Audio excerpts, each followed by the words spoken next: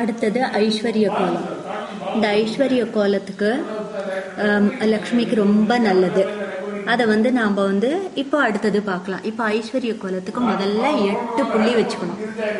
8 புள்ளி வச்சுட்டு அதுக்கப்புறம் 2 வரிசையா வைக்கணும்.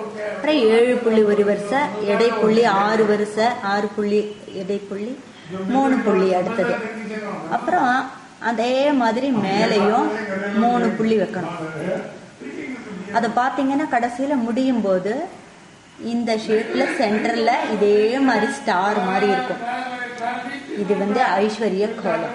அது எப்படி போடுறதுன்னு இப்ப பார்க்கலாம். நம்ம பாத்தீங்கன்னா ஃபர்ஸ்ட் 8 புள்ளி வச்சுக்கோம். 8 புள்ளி 2 வரிசை, 7 புள்ளி இடைப்புள்ளி, 6 புள்ளி இடைப்புள்ளி, 3 புள்ளி. அதே மாதிரி மேல 7 புள்ளி இடைப்புள்ளி, 6 புள்ளி, அப்புறம் 3 புள்ளி வைக்கிறோம்.